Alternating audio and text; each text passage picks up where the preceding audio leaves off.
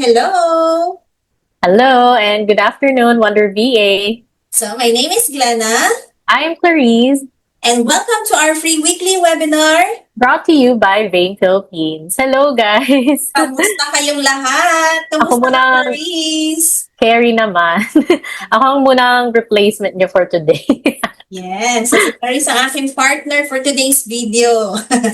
Ayan, naka-live stream pala tayo sa Facebook ngayon. Hello sa mga nandyan. Alam niyo na po ang dapat gawin. Pasok po kayo dito sa Zoom dahil madami pa pong free slots. And paki-share na lang din po sa inyong mga friends. Nandyan po sa aming Facebook page ang Zoom link. Are we ready? Of course, we will introduce our speaker for the day. So he is a passionate and results-driven transformation mindset life coach with an accomplished training in transformational coaching, narrative coaching, and phototherapy, and a strong commitment to guiding clients through career transitions and personal growth, seeking to leverage expertise in mindset, coaching to inspire and support individuals in achieving their fullest potential by overcoming self-doubt, gaining clarity, and building a success-oriented mindset. Coach Bry created the Motivated Millennial Mindset Coaching Program. He has received a life coaching certificate as a Points of View Level 1 Explorer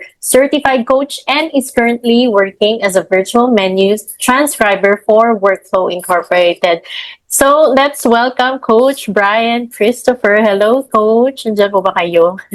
Yan. Hello. Hello, everybody. Hello, good afternoon. Kamusta naman, Coach? Can you tell us, we already told them kung ano yung pa yung Yeah, it's okay. about you, no? So baka meron kang anything that you would like to tell them before we start. Yeah, siguro one thing that I would like to tell the Wonder VAs is hello muna. No, Yeah. nice meeting you. It's also my first time here, so thank you for the opportunity for giving me this chance na to share something about minute transcription. So siguro for the participants who are watching and who are in Zoom, no, I would just like to give you first a little bit of words of wisdom, no. When you hear something new, just hear it, no. Don't let your fear enter kagad na parang ay hindi ko ata kaya to. No. Just be there and just be listen. No? So yan yung gagawin natin ngayon. And I know no sa mga participants natin malapit na malapit itong topic natin for this afternoon kasi we will be talking about all about food.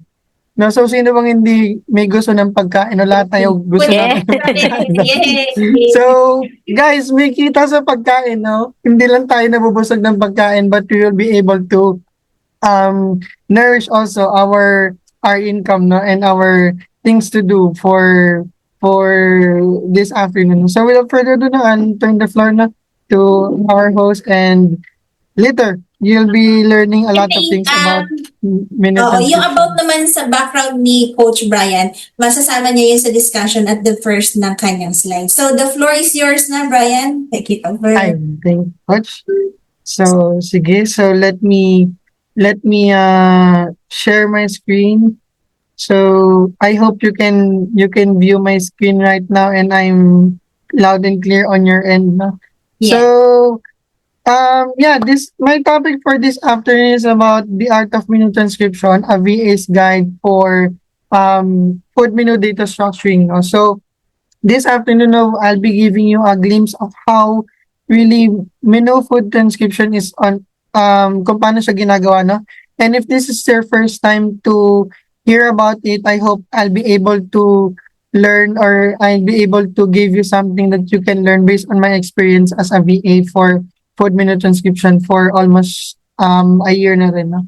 So yan nga, additional background for me, no, my mission or my vision is embrace your brokenness to celebrate your wholeness. So as mentioned kanina sa introduction, no, I am the head coach of the Motivated Millennial Coaching, and then I am as well a transformational life coach, and my mission is to help early career professionals, no, to reconnect with their values and build direction with clarity, and of course, no, with that, with heart combining practical strategies with a heart-centered approach. So you know, I hope this session this afternoon will be able to help you gain knowledge and mga bagong information. So, and then if you have some questions along the way, no, just feel free to type in your questions using the chat box, and let's have this interactive webinar para at least yung matututunan nyo would not only be a one-way process, but it's also a two-way process, no? So that you'll be able to have a glimpse as well of how really menu transcription goes in the market. So let's start, no? So the tools of the trade, what I'll be sharing to you would be what is menu transcription, and then the importance of menu transcription, and then the tools and procedures that we need for menu transcription, the general overview, the skills needed, and then after the break now we'll be having an activity on how menu transcription works, kung paano siya talaga ginagawa. And then by the end of the session, we'll give an example of the following applications or different applications that uses product menu transcription. And let's try to see, for VAs out there and for those people who wanted to maybe explore. Based on my experience, I'll share with you what could be the future of menu transcription. And if medyo mabilis, please let me know so that I can slow down and I can address your concerns and your questions from time to time. So let me go with the heart of the kitchen. So menu transcription is basically structuring the unstructured menu. So to give you a simplest example on how you will find a structured menu or an unstructured menu, let me give you some pictures. No? So since yung karamihan naman sa atin na nakapag-lunch na, no, so gugutumin ko ulit kayo. Gugutumin ko ulit kayo for this afternoon, mga Wonder VEs. So let's start na. So spot the difference. If you're in a restaurant, no, saan mas masarap umorder? Is it picture 1 or is it picture 2? Or ano yung mas appealing sa mata? Is it picture 1 or is it picture 2? Ayan, so let's use the chat, no? So 2. So sabi ni Ma'am Caritz, it's 2. So other people, other attendees, saan mas magandang umorder or saan yung mas masarap sa mata? Is it the first one or is it the first or the second photo? So basically, no, maybe some of you will also say, no, na it's 2 yan. Karamihan sa Q&A box would be 2. Okay. So yeah, masarap naman talagang kumain sa isang restaurant kapag ganyan yung menu, no, kaysa din sa first photo. Although sa first photo maraming pagkain, pero yung kita kung ano yung food. Kasi 'di ba, for us Filipinos and for other people, no, magkakapareho yung pagkain natin. Sometimes when we talk about chicken menu, there are a lot of chicken menus na pwede nating sabihin na chicken menu siya pero iba pala yung pangalan niya. Or maybe some would say na there are pork menus pero iba-iba pala yung pangalan ng mga pork menus, di ba? So mas madali na makita yung food kapag naka-structure siya. So second photo. Saan mas madaling umorder? Is it this menu or the second menu? So, di ba, pag pupunta kayo ng restaurant, ang unang hihingi nyo is yung menu. Paano kung ang ibigay sa inyong menu is yung nasa menu number 1? So, would you think you will be able to order good food, or you will be able to see kung ano yung food kagad, di ba? Na madaling makita natin, madaling ma-order kasi kita kagad natin kung ano yung mga options natin for that restaurant. So yeah, basically it's still number 2. And I hope now with the age of artificial intelligence and digital age, no, marami na tayong memes na nakikita sa mga food stalls, sa mga food businesses, no, that would tickle our mind. Pero paano kung yung mga food restos natin, ganito po yung mga makikita nating pangalan. Yung pork and spoon, naging literal na pork siya, no? So, Emily in Paris, kung familiar ka sa Emily in Paris, no? So, ito yun na. So, YT, no? And then, yung isang nakita ko over the internet would be Manny Pacquiao, no? Yung mga food names. Then, Harry Potter, kung familiar ka din sa pattern na na recipe. And paano no kung o-order kayo sa isang restaurant tapos imbis na chicken sandwich yung nakita nyo, ang nakalagay is crispy children sandwich. No, so parang ang unusual na biglang kakain ka sa resto tapos biglang may crispy children sandwich. Tapos pag tinanong mo pa, di ba mostly pag pupunta tayo sa isang resto, ang itatanong natin, ano po yung best seller nyo na pagkain na pwede naming orderin? Tapos proud pa sila, no? Ma'am, sir, ito yung ano namin, yung signature dish namin or signature product namin. Tapos yung sasabihin niya, crispy children sandwich. So, kakain ka pa ba dun sa resto na yun, di ba? So, parang, mapapaisip ka na, hala, ano yung main ingredient nung ano yun, nung food na yun, no? So, basically, yan yung gist ng isang menu transcriber. Ang trabaho or ang work around ng isang menu transcriber is number one, is to extract text from the menu. So medyo marami siya pero pag pinagsama-sama natin, it's just a simple transcription itself. Later makikita niyo kung paano yung sample. No? And then another thing second would be organize items into proper categories. Di ba? Din sa picture number 2, kung nakita niyo kung maalala niyo yung second picture na mas madali na pag tumingin ka sa menu, makikita mo na kagad kung ano yung appetizer, ano yung main course, ano yung drinks, ano yung desserts nila. Kung in comparison to sa isang menu na nandun lahat. Na I hope no, if ever there are some of you na nakita na ng isang menu na chicken yung una, tapos may rice, tapos biglang may drinks, tapos biglang tatalon siya sa dessert, tapos tatalon na naman siya sa pork. Di ba parang ang hirap umorder kasi hindi mo alam kung saan siya. Pero kung naka-structure yung menu mo, based on the proper categories like appetizers, drinks, madali magsabi. Or somehow it would be beneficial din sa mga waiters, no? Hindi niya pwede niyang sabihin na, ma'am, order na po kayo ng kahit ano. So, pwede mong sabihin na, saan ako pipili? Ano yung pipiliin ko? Di ba? Pero kung sinabi niya na, ma'am, order po kayo ng isang appetizer. And then after po ng appetizer, pwede po kayong order ng main course. After po ng main course, pwede kayong mag-additional drinks or additional salads or whatever. So, mas madali.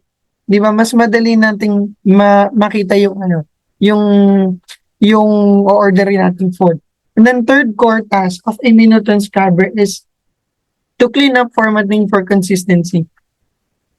Consistency meaning yung mga fonts ba nung menu na pinakita sa'yo is pare-pareho or somehow yung mga fonts ba readable ba siya or makikita mo ba kung alin dun yung mga inclusions, yung mga kasama dun sa food na yun, ano yung mga ingredients or ano yung mga items na kasama din sa meal deals. Di ba? For example, if you'll be ordering sa isang pizza resto, marami dyan kadalasan nag-offer ng mga group meals, di ba? Or mga meal deals.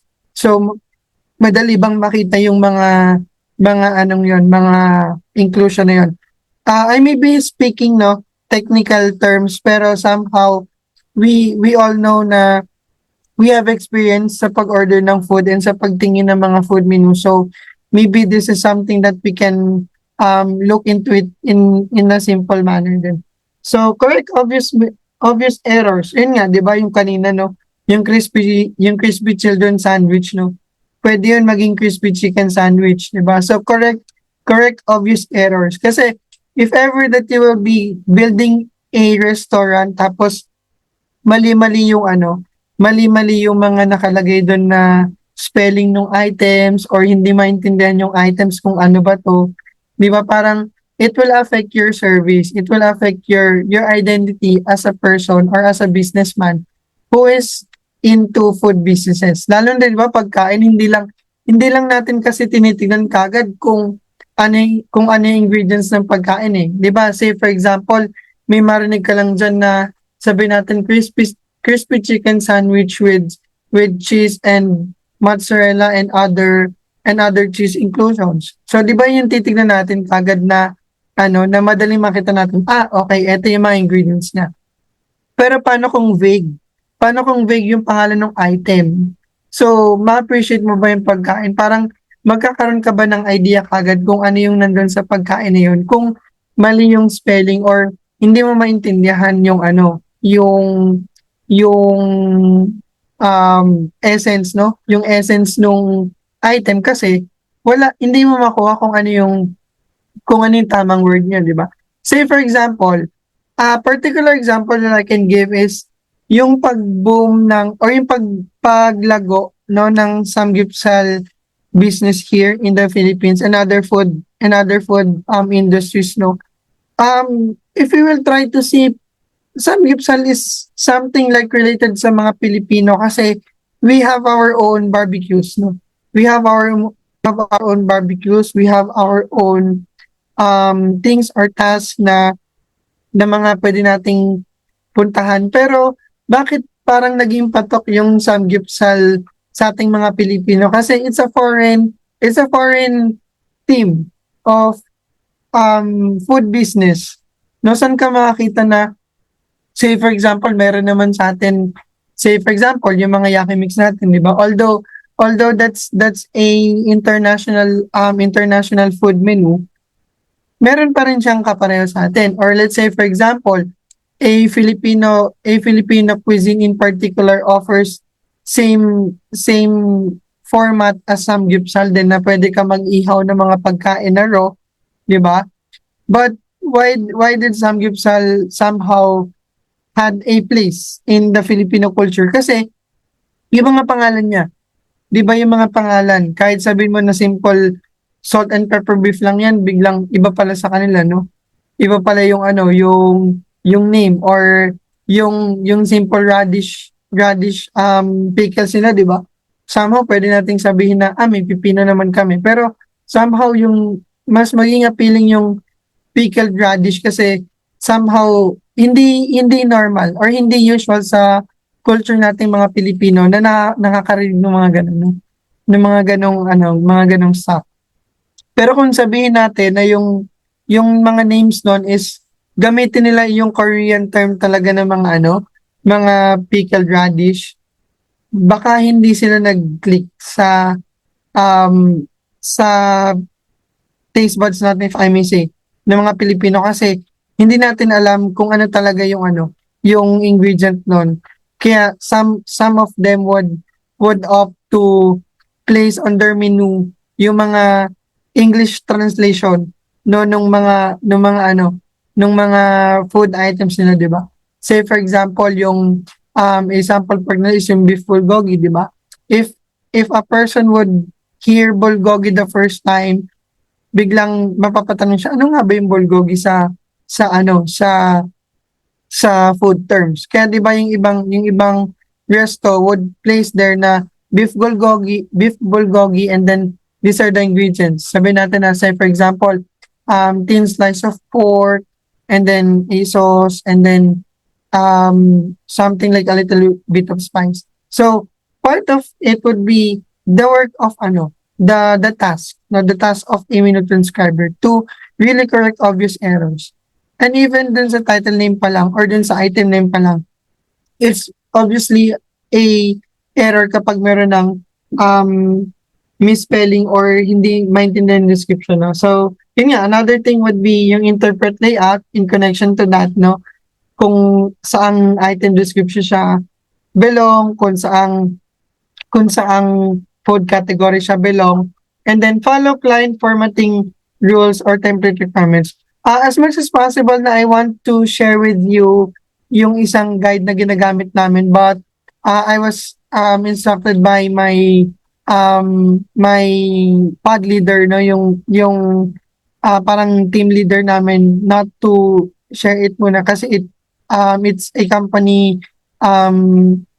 what you call this, company property, no. But to give you a simple term, template requirements would be the order of the main categories. Say for example, some of our clients would require na yung mga alcoholic beverages would go first kasi ang bestseller nila is alcoholic beverages. Some of our clients would require to unahin muna yung mga appetizers kasi yun yung pagkakasunod nila on how they cater their service, no, appetizers muna, and then main course, tapos desserts, and then some of them would go to soups, and then some would place lang na gusto lang nila makita nila sa menu nila muna is yung mga simple na lang, simple food stuffs lang nila like cookies, mga desserts. So, yun yung isang work pa rin ng subscriber. And then, deliver polished, easy to read output, ready for upload to apps or websites. So, basically, bakit merong upload to apps or websites? Kasi, in general term, lahat naman tayo no nakakagamit na ng mga Grab, no? Mga Grab, mga Food Panda, no, mga Lalamove, no? So, those are products, no? Those are products of menu transcription. So, kung titingnan natin, no, ang menu transcription is not only focused on food, but in my particular work, we also receive list of items from convenience stores, from beauty products, from services like there's one time that I was able to transcribe a menu of a barber shop. No, so yung mga haircuts, yung mga ribbons sila, yung mga treatments, so nakaano rin sila, naka-itemize din sila, and gusto nila na ma-itemize kasi yun yung ano nila, yun yung aim nila, yun yung goal nila to be able to provide a polished and easy to read output. Kasi sabi nga natin kanina, no, di ba, part of the bigger picture and the bigger contribution na pwedeng mabigay ng isang food business to its clients and to its customers would be the menu itself. 'Di ba? Kasi yun yung unang hinahanap eh. Hindi naman tayo pumupunta ng isang restaurant and then ask the staff, "Oh, where's your kitchen? Let me see your kitchen kung masarap kumain dito." Kung yun yung reflection kung yun sinasabi natin na reflection ng isang restaurant na masarap kumain kasi malinis yung kitchen. No, basically we're looking for the food menu, diba? Minsan nga, 'di ba, may mga restos na yung pinaka main menu nila, meron pa silang mga sub menu na hiwalay. 'Di ba? Meron pa silang nakahiwalay na food menus. Like for a special treat or for a special day, ito yung mga special menu nila. Diba? So basically that's how menu transcription works. Ang kailangan lang nating alamin dito or kailangan nating tandaan is if you want to look into the bigger picture of menu transcription, you just need to structure lang the unstructured menu. Diba? Para ka lang nag-aayos ng mga bagay sa cabinet na nilalagay mo siya into one big application. So, no? If the pacing is okay, just give me a thumbs up, or if you have already some questions, you can place it there, no? And I'll be reading it later on, okay? So, medyo I'm receiving thumbs up. So let's continue, no? So, in the basic terms, no, what is menu transcription? Let's use the word menu. So, letter M, the skills that you need is to master accuracy. So, accuracy means the ability not to read menus carefully and transcribe text exactly as seen without errors. So, dapat kung paano mo siya nakita doon sa source niya, sa source menu niya, ganun mo dapat siya makita. Then maybe one question would arise, no, na kapag pwede niyong tanungin, meron bang time coach na nagkakamali ka sa mga transcriptions mo even if you have been there for a year? Marami pa rin ako nagiging error, pero it is not really because hindi ko nakukuha yung accuracy, or maybe part of there may na-miss out ako, but it will depend on how the restores really would see their menu. So at least yung accuracy na tinatawag dito would be the same structure lang, yung mga basic structure ng menu, no, meron lang dapat siyang item, meron siyang item description, meron siyang price, no, importante sa mga menu na merong price. So yan yung mga parang constant ng isang menu. So dapat kapag binigyan ka ng menu na merong 100 items, kahit Chinese resto pa yan or kahit Korean resto pa yan, dapat alam mo na once before you submit that menu, meron kang item name dapat, meron kang item description, meron kang pricing sa menu.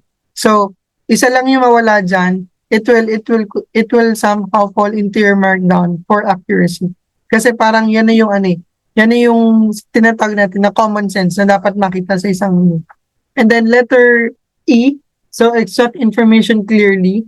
So yun nga, no, dapat alam mo kung ano yung item name, ano yung description, ano yung category, ano yung prices for the images. So yun nga, after the break, no, we'll try to see kung paano siya gagawin, kung paano siya i-apply for menu transcription.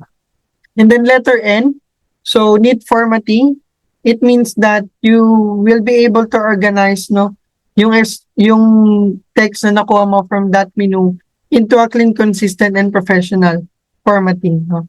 Hindi natin pwedeng sabihin na one error maybe of image transcriber is that sasabihin niya, since ine-encode naman sa computer yan, hayaan ko na lang si computer na mag-autocorrect nung menu ko. Parang pag in-upload ko yan, pag in-scan ko yan, sure ako na si computer ang gagawa ng mga correction ng error, si computer yung gagawa ng mga kailangan ko sa casing, si computer yung magsabi sa akin na, ay, eto yung error. No, you need really to rely as well in yourself, no? Kaya nga, di ba, in general, somehow, no, in virtual assistant works, no, malaki pa rin yung factor na your whole person or your whole focus is there. Kasi kahit sabihin natin na computer mostly yung gumagawa ng mga trabaho natin, kailangan pa rin na i-check natin kung tama yung mga nabibigay natin na mga output sa mga clients natin. Kasi hindi naman natin pwedeng sabihin sa isang client natin in general, di ba, na pag tinanong ko, oh, why is this output not really consistent? Or why is it that this output has a lot of errors? Hindi naman natin pwedeng sabihin na, ay boss, kasi yung computer ko nagahang eh. Ay boss, kasi yung computer ko hindi nag-autocorrect. 'Di ba? So basically, it's still your part. It's still our part. Kasi I'm not really parang excluded as part of the work of a VA, 'di ba? Parang part ko pa rin 'yon as a VA na i-correct yung yung trabaho ko. Hindi lang basta-basta sige lang, may QA naman, may quality auditor naman na mag-check sa amin. May quality auditor naman na mag-check. So, hayaan ko na lang sila kasi sila naman yung magko-correct bago nila i-submit dun sa sa client eh. And let's say for example, sa isang team, 10 kayo, 'di ba? 10 kayong tao. Tapos, oo nga, mabibilis kayo magtrabaho kasi may auditor. Pwede nyo isubmit kagad yung menu. Paano kung 100 menus bawat isa sa inyong ginawa nyo? Di ba? Paano kung 100 menus yung pumasok per person? So, trabaho ni QA na kung 5 kayo, 500 menus kagad yung kailangan i-check sa isang araw. Di ba? Sa isang shift, di ba? Say for example, yung mga clients would need the menu at least 24 hours. Diba? 24 hours kailangan nila makita yon para at least makahabol sila dun sa customers nila na makapag-upload kagad sila. Diba? Or part yun let's say ng holiday promo nila na kailangan kagad makita sa website nila. Diba? Yung resto na yon has a lot of paper trail of their menu. Diba? So pag sinabi na sa inyo na oh, I need this menu to be transcribed into a digital format menu. Paano kung 100? No? So, lahat ng 100 menus ng QA, checkin niya yun, di ba? Aabot na, baka umabot, no, na tapos na yung Pasko, bagong taon na, or Valentine's Day na, saka palang mag-upload yung website or yung restaurant ng Christmas season, di ba?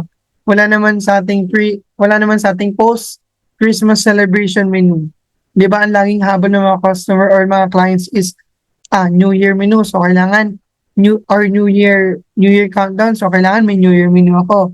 Tapos Valentine's Day, kailangan may menu ako na may papasok sa system, no? So, yun, no? Yun yung pinaka parang basic uh, trabaho, no? Or basic task ng isang menu transcriber. Then, syempre, lastly, no?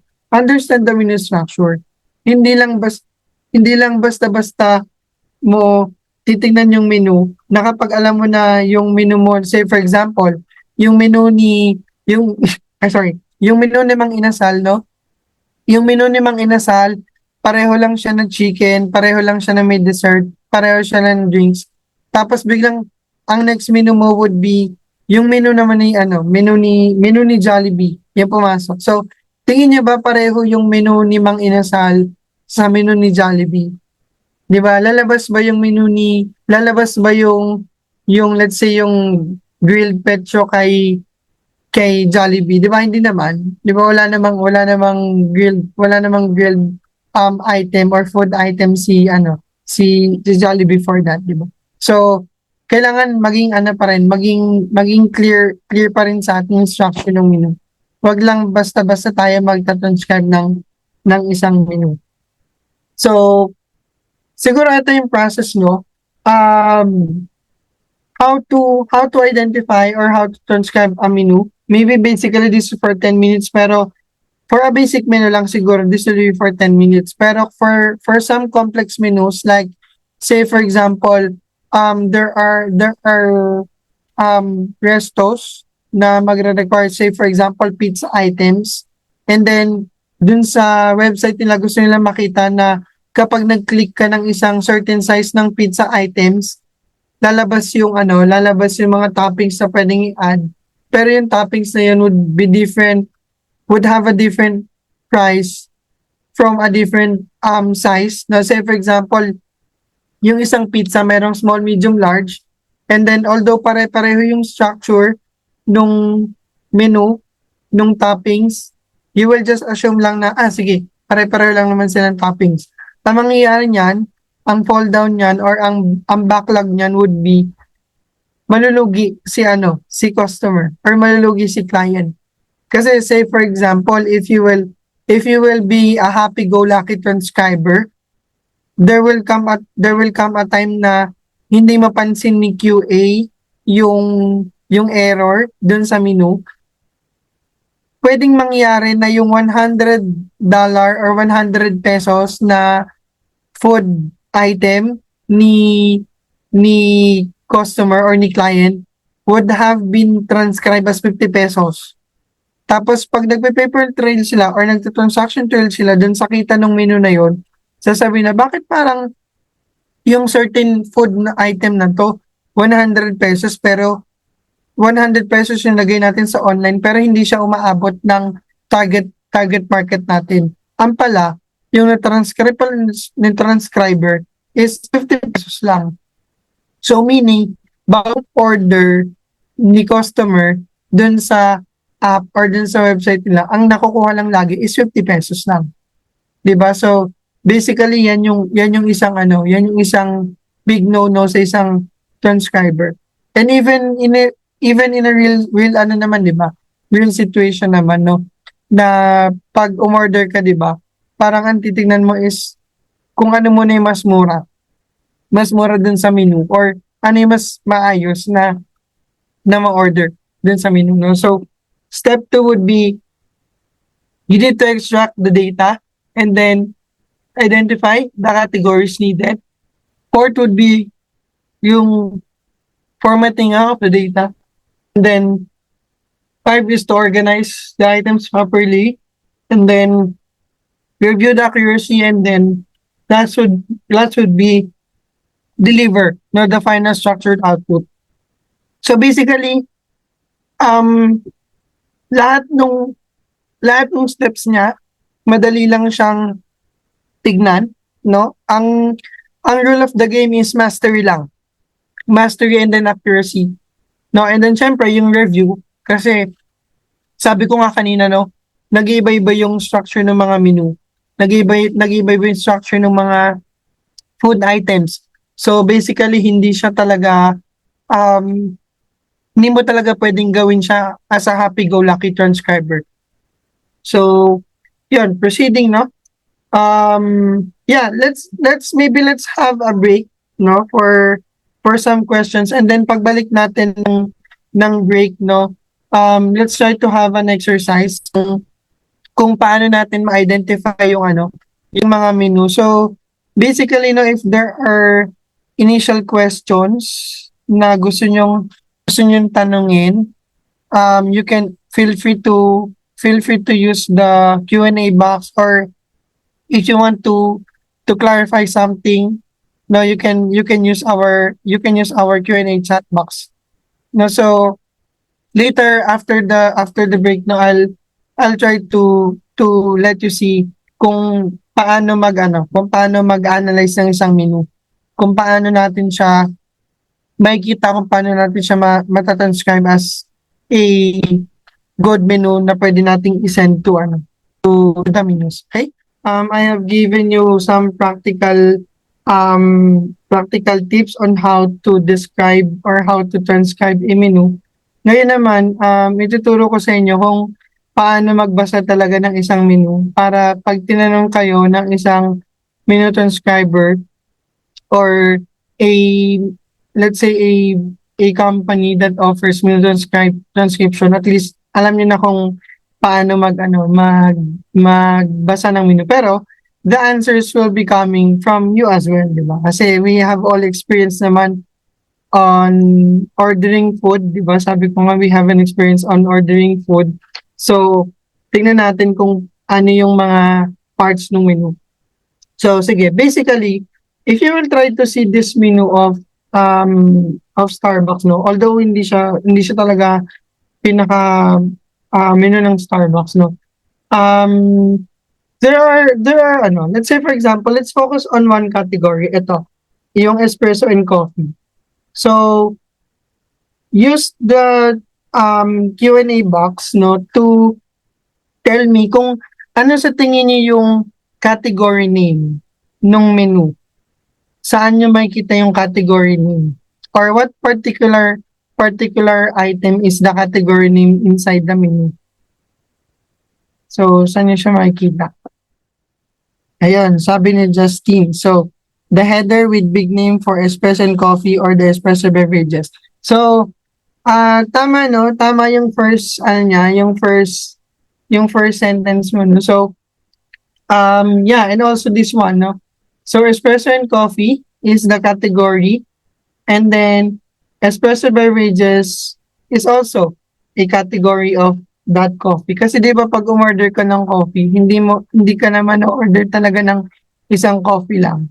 Ang sasabihin mo talaga doon is yes, cold brew as well. Thank you for looking at the upper part as well. No? Syempre cold brew also is considered as menu category. So yun nga, no. Hindi ka naman kasi order ng pag pumunta ka sa Starbucks, sabihin mo lang pwede pong pa-order ng isang tall coffee. So tatanungin sa'yo nung bartender nung coffee po. And coffee yung orderin mo. Pero kung hahanapin mo siya sa dun sa menu talaga na masabi mo sa kanya in particular, I want to order one tall espresso coffee with a flavor of, like say for example, cafe latte. Diba? So hindi mo mahula yung barista dun sa sa Starbucks. Kasi 'di ba, ang hirap naman ng order ka sa Starbucks, 'di ba? Kasi pumunta ka sa Starbucks, tapos sabi mo, order po ng kape, tall, tapos with whipped cream. So, yun lang. Matatanungin, anong coffee? Anong coffee yung Mamaya bigay sa'yo tubig lang, tapos may may whipped cream lang, di ba? So, it's better to be specific for that. So, tama, no? So, tama na cold brew and espresso coffee. How about for the item? Give at least one item name ng coffee na nakita nyo dun sa menu. Sabi ni Norma, cafe latte. Yes, correct, no? Cafe latte, cappuccino, at least, no? And then flat white, yan yung mga item names, di ba? So, yun yung first two parts of the menu. How about, let's say, yung product description, although it's not really connected with the with the item, pero try to guess what could be something na pwedeng maging product description sa menu natin or item description na pwedeng makuha sa menu. Don't worry, there's no right or wrong answers here. At least you'll be able to see kung paano talaga mag-structure ng menu. And it's part, no? Yeah, short, tall, grande, pwede. Pwede siyang maging um, item description. Yes, eyes. Yan, yung mga may eyes, no? Eyes, dots, yung misto, those are item descriptions as well. And then, in particular siguro, no, just to be specific, since wala kasi itong item description, no, let's say for example, si cafe latte, meron ka may kita dyan na espresso, and then milk, and then whipped cream, tapos with the cream topping. So, yung mga ganun, no, yung mga nakikita yung ingredients sa sa mga menu, yun ang tinatawag natin na item description. And syempre, no, obviously speaking, give me a sample price, no, sa menu. Kitang-kita naman, ang dami natin pwedeng gawing option ng mga diyan, ng mga prices, no. So, yan, yung mga 60, yung mga 70, di ba? Yeah, maybe sa transcription, no, one rule sa transcription namin is maybe if ever na, to give you an example for an item description, if for example wala si tall and si grande, and then ang nakalagay lang sa menu would be short 8 ounce. So short 8 ounce will basically be your item description. So basically ang gist of the game lang when you are transcribing is that ilagay mo lang yung mga idea sa isip mo kung ano yung mga the way how you read the menu. Kasi di ba pag nagbabasa ka ng menu, for example, sa or pag nag-order ka ng menu, di ba basically ang tinitingnan mo is yung ano yung pangalan ng item, ano yung laman nung item, ano yung kasama dun sa item, di ba? Tapos ano yung mga price niya, di ba? Ano yung mga kasama niyang extras, di ba? Dun sa item na yun. So basically parang pag nag-transcribe ka, you'll just always ask yourself lang, ano ba yung item ko, ano yung description ng item ko, ano yung price ng item ko.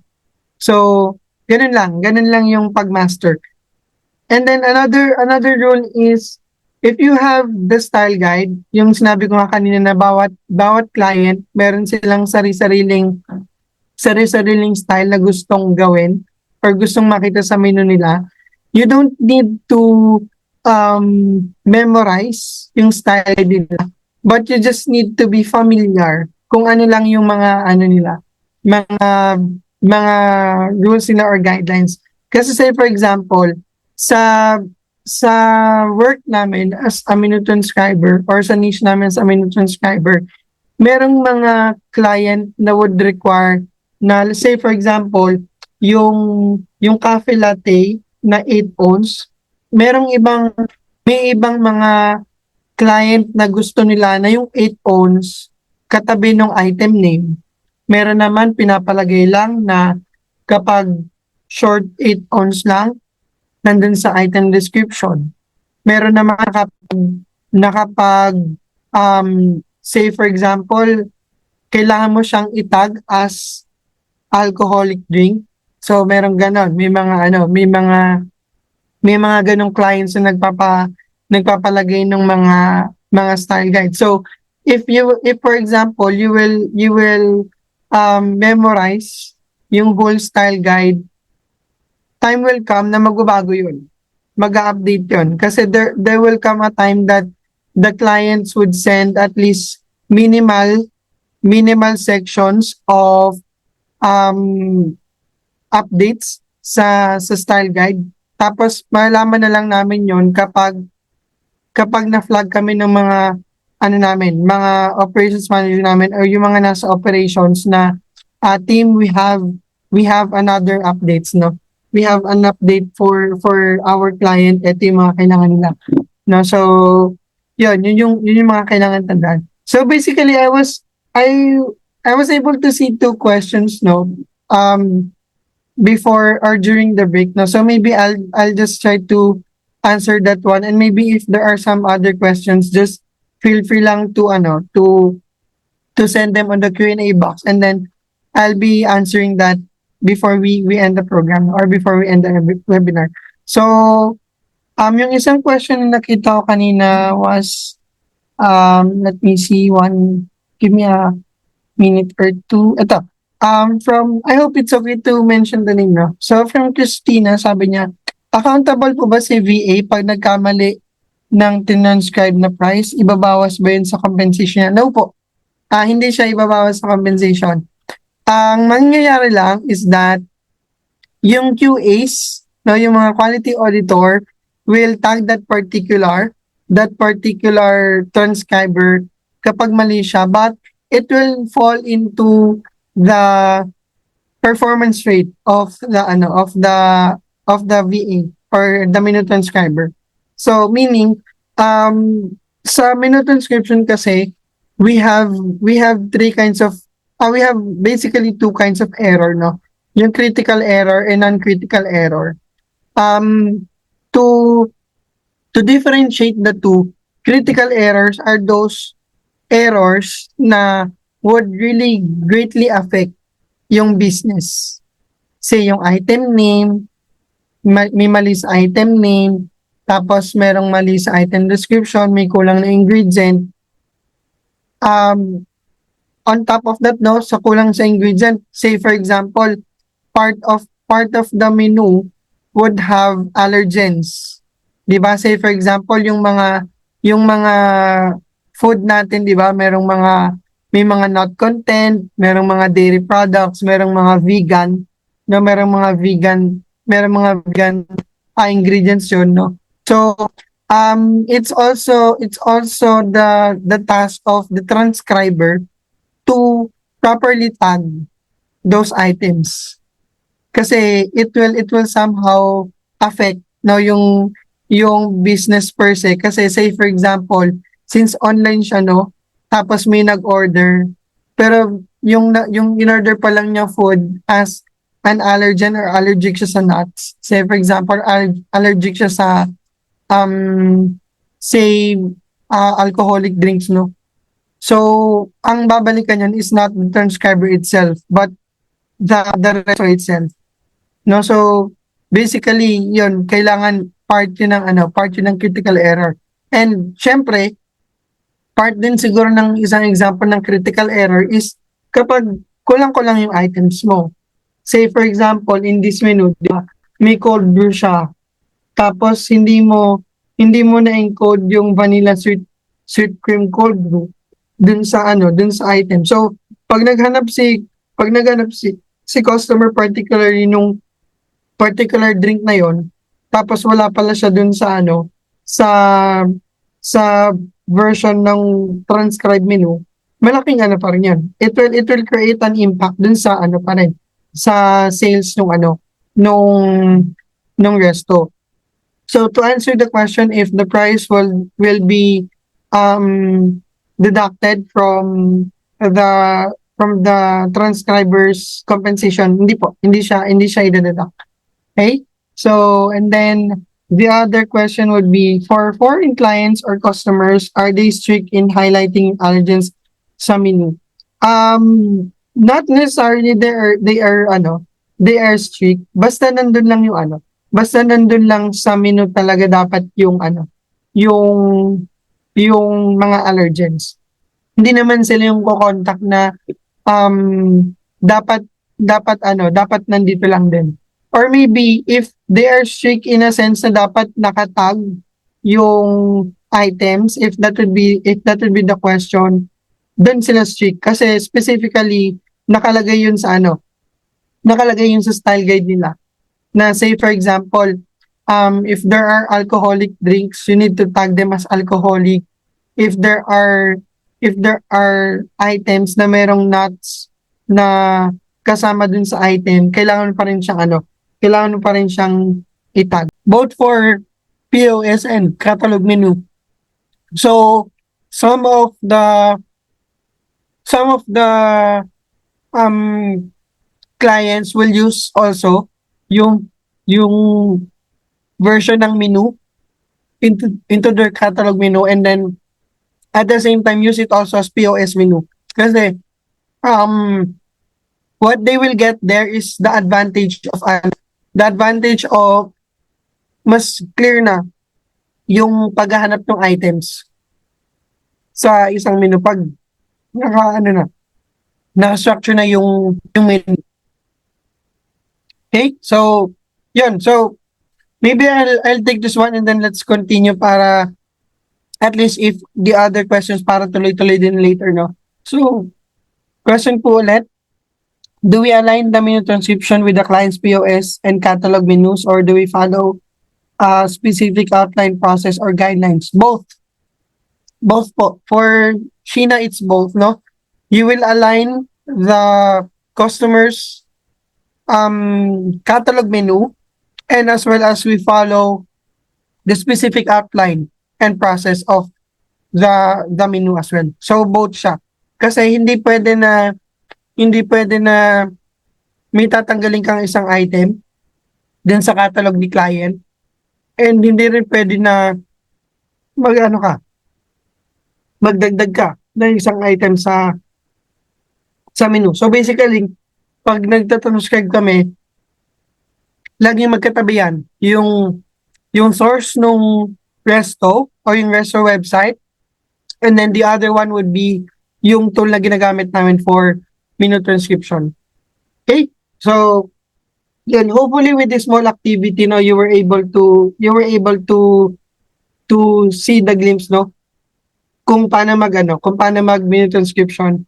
And yeah, so maybe let's proceed with the other slides. Yeah, the future of menu transcription. So basically, menu transcription is not a new niche, no? Hindi siya bagong niche sa virtual assisting or virtual assistants. Some companies have offered already this menu transcription niche, no?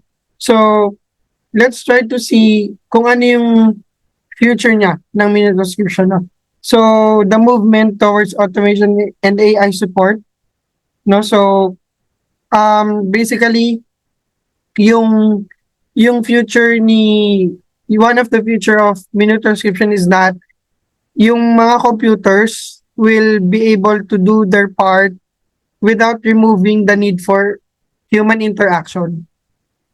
Kasi 'di ba some of the mindset of the people now would say na ay kaya ka naman pumasok as a VA kasi mas dadali yung trabaho kasi yung computer na yung gumagawa ng trabaho mo. 'Di ba? Like for example, let's say for other niche, no, if I'm not mistaken, for appointment, no, dati 'di ba kailangan tumawag ka dun sa hotline nung tatawagan mong hotel or tatawagan mo na reservation, 'di ba? Right now you already have the power to set an appointment or book a schedule or trip dun sa website nila, and it will support, no, the company itself kasi mas dadali yung trabaho, mas madali na yung pag-process nila ng mga appointments kasi all they need to do is to look on their website or to their scheduler, at least nandun na, pero hindi pa rin matatanggal yung essence doon na kailangan pa rin ng tao. So it's a movement, no? Kaya siya movement kasi andun pa rin yung idea na kailangan pa rin ng human interaction when it comes to automation and AI support. Then enhanced digital menu demand. On this part, kung nakita nyo na yung sa Jollibee, no? Sa Jollibee or sa McDo, yung mga meron silang self-ordering kiosk. Diba? So somehow, menu transcription maybe in the future would ask the demand for that devices, no, or for those automations na kailangan gawin. Kasi, di ba, madali naman din yon, di ba? Kung na-experience nilang umorder sa food automation, no, you'll just select there kung ano yung mga categories, kung ano yung mga items na kailangan yung orderin or gusto nyo orderin, di ba? Tapos, pagpunta nyo na lang sa counter, ang gagawin na lang nung teller is to input yung order number. To input the order number nung order nyo. Hindi na sila magtatanong na, ay, ano po ulit yung in-order nyo? So, nandun na, di ba? So, it's really something na na would help our customers and clients as well, and businesses na mas mapadali yung work nila. And then, niche specialization for VAs.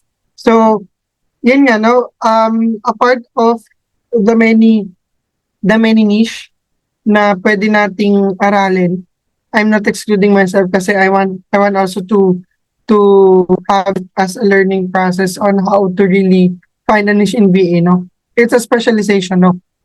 Pwede ka mag-offer sa resto. Say, for example, your client has let's say, a business, no?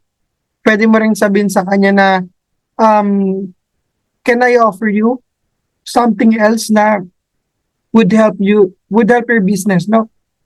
Pwede kong i-automate yung resto mo.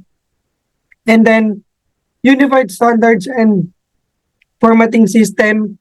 So, unified standard kasi sa isang branch, no, kung meron siyang 10 branches and hindi naka-automate yung menu niya, mahirap sundan. Mahirap sundan yung process ng menu niya. Pero kung yung resto na to, meron siyang specific na automation, kung meron man siyang 10 branches, at least madaling sundan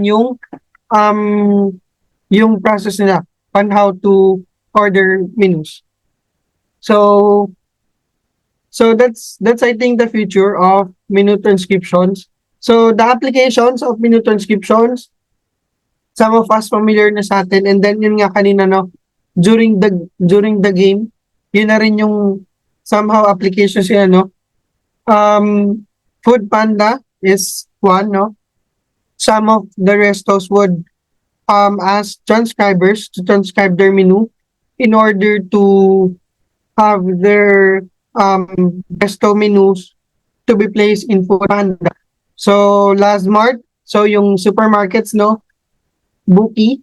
So even yung mga leisures and travels would use also menu transcription. Itigo also an example of a menu transcript, one product of menu transcription. Metromart. Tapos, yan, syempre, we're all familiar with Shopee, Lazada, Shein, and then Amazon. So these are some of the menu transcription applications, no? So I think basically that would be all.